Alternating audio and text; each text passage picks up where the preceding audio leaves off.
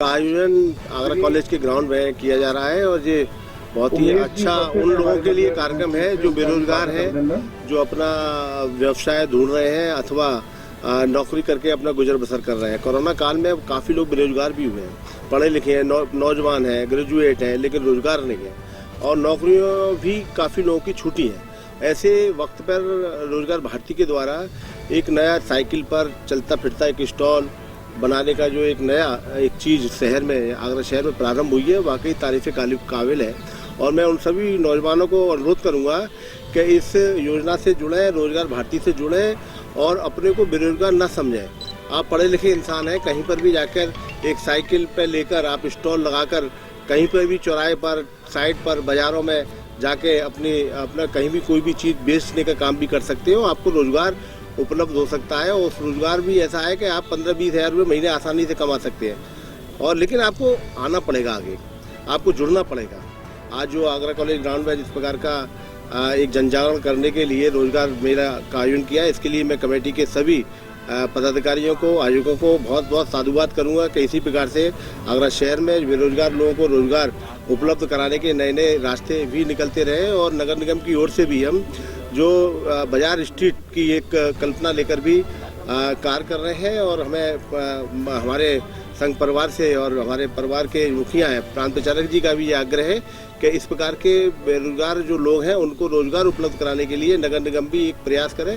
उस दिशा में भी हमारा एक काम चल रहा है और निश्चित रूप से बहुत जल्दी शहर की जनता को वो देखने को मिलेगा। जो लोग अभी ठेल चला करके अपने को हीन समझते हैं, उनको इस तरह से किस तरह से बनाया जाए कि वो सम्मानपूर्वक काम कार्य को कर सकें, अपने कार्य को अच्छे ढंग से कर सकें, अपने आय को कई गुना बढ़ा सकें और सड़क से लेकर के अपना ब्रांड बना करके ग्लोबल ब्रांड तक कैसे पहुंच सके।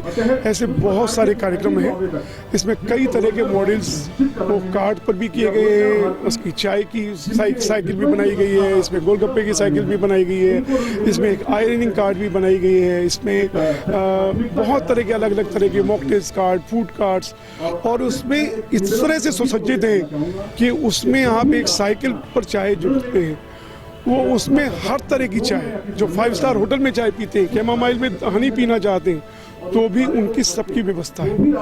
नारियल ऐसा एक मेरे ख्याल से सबसे गुणकारी फल है जो अभी तक पूरा अव्यवस्थित क्षेत्र में बिकता है। उसके लिए एक ऐसी आधुनिक इसकी कार्ट तैयार की गई है तो कोई भी पढ़ा लिखा व्यक्ति उसको अपने आप को अपमानित महसूस न करे, सम्मानजनक कार्य उससे ढंग से कार्य कर सके। ऐसे बहुत सारे अवसर प्रदान किए जा रहे हैं और एक सक्षम ऐप भी तैयार किया गया है जिसमें जितने भी अनऑर्गेनाइज सेक्टर हैं, जो अव्यवस्थित क्षेत्र हैं, उनको व्यवस्थित करने का, सेवा धारकों को और सेवा की जिनको सेवा की ज़रूरत है उन दोनों को जोड़ करके उनको ऐसे प्रयास किए जा रहे हैं ताकि दोनों को जोड़ा जा सके। अभी तक होता यह है कि इलेक्ट्रीशियन है वो खाली बैठा हुआ है और जिसको इलेक्ट्रीशियन चाहिए उसे मिलता नहीं है, उसको ऐप के माध्यम से कैसे जोड़ा जाए और नज़दीक वाला पहुंच सके।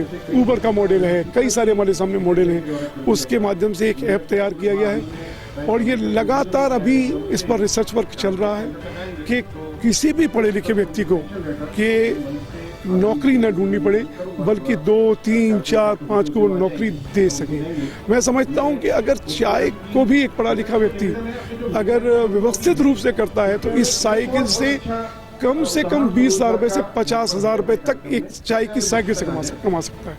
इस तरह के मॉडल्स हैं, प्रयास किए जा रहे हैं और रोजगार भारती लगातार प्रयास करेगी। आज की सबसे ज़्यादा ज़रूरत, और मेरा मानना है कि जिसने जन्म लिया है ईश्वर ने उसके लिए रोजगार के साधन पैदा अवश्य किए, वो उसको पहचान नहीं पा रहा है, अपनी क्षमता को पहचान नहीं पा रहा है। उस क्षमता को खड़ा करने का हम लोग प्रयास कर रहे हैं, उसको उसकी शक्ति का एहसास कराने का प्रयास कर रहे हैं और उनको ऐसे माध्यम देने के प्रयास कर रहे हैं कि ताकि अपने पैरों पर वो खड़े हो सके। मैंने ये दीपक लेके उसके अंदर मोम भर के ये कैंडल्स तैयार कर रही हैं क्योंकि ये हमारी सभ्यता से जो दीपक थे वो जाते जा रहे थे, लोग इनको कम यूज़ में ले रहे थे, तो मैंने ये आइडिया लगा के मैंने ये बनाई है। अभी इसको बनाने में आपको कितना समय लगा है? ये अभी 2 हफ्ते में मैंने 40,000 दीपक तैयार कर दिए। इसमें प्रोजेक्ट में आपने क्या क्या चीज़ इसमें इन्वॉल्व करी, यूज किया है? एक तो दीपक और मोम, बत्ती, कलर्स। प्रोजेक्ट में आप कितने पैकेट्स हैं?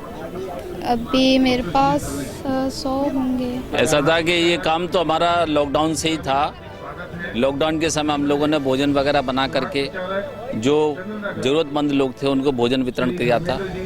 उस समय इसने कागज़ की थैली बनाना, क्योंकि हमें भोजन देना है, प्लास्टिक की थैली में न देंगे, कागज़ की थैली में देंगे।